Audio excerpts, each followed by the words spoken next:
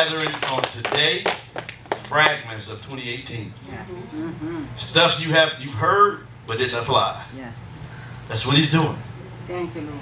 I hear him by the Spirit. He's sending angels to this house. Yes, Lord. That they're going to be stationed over this house to gather up fragments.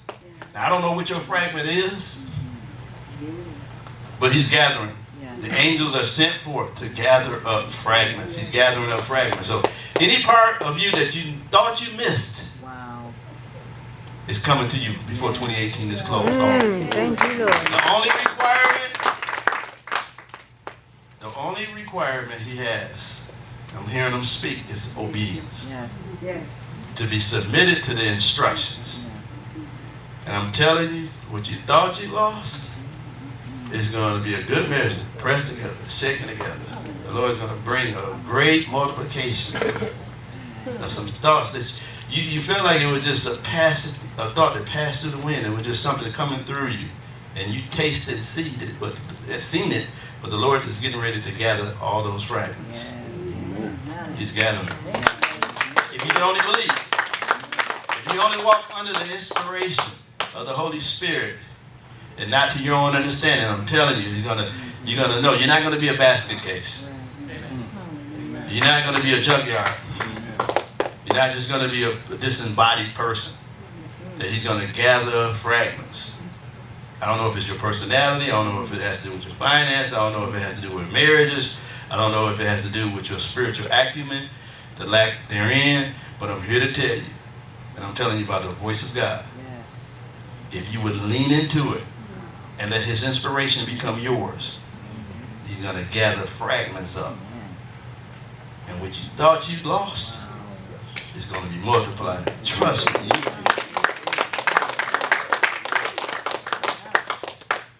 Philippians 3:15. See, let us therefore, as many as be perfect. That just means mature. Some translations say mature, right? It says, let us therefore, as many as be mature-minded, be thus-minded. And if in anything you be otherwise-minded, God going to reveal even this unto you. That's my prayer. I pray for all of y'all all the time, as I'm led by the Spirit. Sometimes you have a little agitation in the body. You know, some people just go another direction. I had to pray this over y'all. I say, God, and that's my place of immunity. That apostolically, I know if I'm adhering to the assignment and I'm acting responsibly, guarding my heart, no malicious intent, get what I'm saying? And I keep my hands to the plow, not looking back, then he's going to attend to this. Yes. That if you, in other words, basically Moffett translation, if your mind is not right, God going to get it right. That's what he's saying. If anything be otherwise minded, if you don't have the mind that we're talking of corporately, then God will talk to you privately. Yes. If you can't get on the same page publicly, then God will deal with you privately. Come on now. Thank you. And trust me, I know he speaks to all of us. Nobody's really tone deaf. We just don't like the vocabulary, I guess. And so that's where we get the resistance from. And because it don't fit what we think is right. And he said, no. And so that's when the tension comes, when you're trying to modify what he's really saying. And God's trying to give you some different incentive and make some different decisions. But, okay, 16. Nevertheless, whereto we have already attained, let us walk by the same rule. Let us, I love that, just a let us. Let us walk, let us mind by the same rule, the same thing. In other words, whatever we hear in the pulpit, that is our conviction. And if I can't make room for it, God gonna reveal it to him. Oh, y'all missed that up. So if he said, let us therefore as many as be perfect, be thus minded, and if anything be otherwise minded, or if anybody have another thought, God will reveal this unto them. Why? Because we need to have mind, the same rule, and the same things. That is not a cult. That is culture. Kingdom culture says we mind the same things. We have the same rule, which means we have principles in place that when something that is counterproductive to what we're trying to do collectively, immediately I can judge it. Yes. Yeah. That's a good place to start on this time. Yeah, I'm going to bring that back because there's a lot in there. I was hearing a lot when I was just sitting here trying to give you this last part, but I know the grace is lifted as far as your ear can only take as much as your rear. You know, if I see this moving, then that means I'm getting long-winded. So when I see that little back and forth, I said, it's time to pull it in.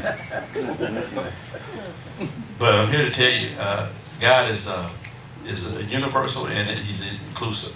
And if your theology is telling you you don't fit in the hole, that's not God. Right. I got people that can't really cleave to this house because they have their own mindset. And it really, when you start entertaining thoughts that didn't originate from God, Right. it cannot become universal, and it's never inclusive. So what's common for everybody else is no longer common for you. Those are the thoughts. That's how you filter through it. Because the thought first wants to connect you from the whole. Yes. Yeah. In the garden, that's what happened. Right. The devil came to Eve, am I right? Yes. And said, he manufactured a thought to her, an incomplete thought that God never said. Right. Am I right? And she bit it. Yeah. And it separated her from the whole. Yes. My Lord. Yes. And it can have a spiritual pretense. God knows when you eat of this, you will never die. You know, always, because every thought you have, most of it is related to the church, is always God related. Come on, let's be honest. Come on, you know it. He'll dress it up for you. He really don't like you. Right. Anybody ever heard that? Yeah. He ain't really got time for you. That's what he does. That's what the enemy does. He wants to disconnect you from the whole. Right.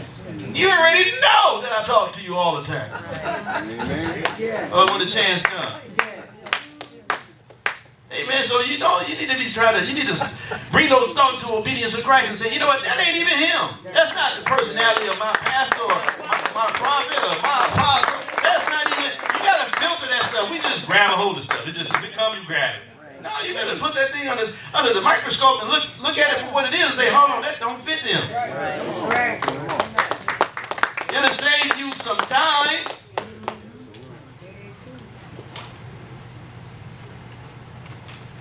Well, praise God. Father, we bless you this morning. We ask that you take all these affirmations and these things that we're embarking on a therapeutic journey. And you're trying to cleanse us and bring us to a level of being holistic and healthy, spirit, soul, and body. Not just the people that sit around and gather up thoughts and principles and precepts and all that other stuff with no intent of being healed. Father, we're not just trying to include you. Not at all. You're not an addendum. You are